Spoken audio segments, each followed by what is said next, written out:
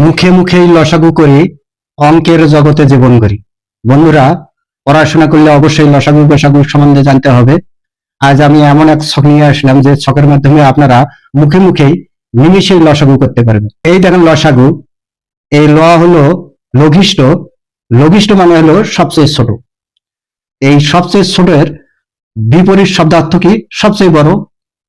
তাহলে লসাগু করার ক্ষেত্রে আমরা সবচেয়ে বড়টাকে টার্গেট করব। যেমন এখানে 4, 6, 8, 12 এর লসাগু। ধরেন এখানে হলো 4, 6, 8, 12। তাহলে এখানে যেহেতু বড়টাকে আমরা টার্গেট করব, এখানে বড় সেটি কত আছে? এই হলো 12 আছে। তাহলে আমরা 12টাকে টার্গেট করব। এই সংখ্যাগুলো কি কি? 4, 6, 8, 12 ভাগ করতে যাবে। কাকে ভাগ করতে যাবে? এই লসাগুকে ভাগ করতে যাবে। আমরা এখন টার্গেট করলাম কি? বড়টা টার্গেট করলাম। বড়টা হলো কি? এই হলো 12। তাহলে যদি 12 বসে, 12 যদি এখানে বসে, 4 দিয়ে আমরা দেখবো এই 12কে ভাগ যায় নাকি। তাহলে 3, 4, 12, 6 দুগুণ 12, কিন্তু 8 দিয়ে 12কে ভাগ যায় না, তার মানে এটা হচ্ছে না। তাহলে কি করব? 2, 3, 4, 5 দ্বারা গুণন করব। তাহলে এই 12টাকে আমরা এখন এই 2 দিয়ে গুণন করব।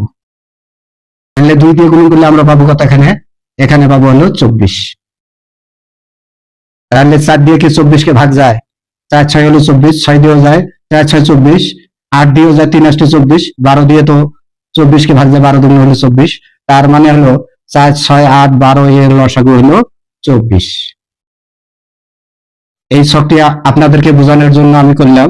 যখন এই ছকটি সম্পূর্ণ জানা হয়ে যাবে, তখন আপনারা অতিরিক্ত 5 থেকে 10 সেকেন্ডের মধ্যে এর সমাধানটা বের করতে পারবেন। এবারে আমরা 6, 8, 12, 24 এর লসাগু বের করব। তাহলে এখানে হলো 6, 24। তাহলে বড় হলো 24, এখানে আমরা 24কে টার্গেট করলাম।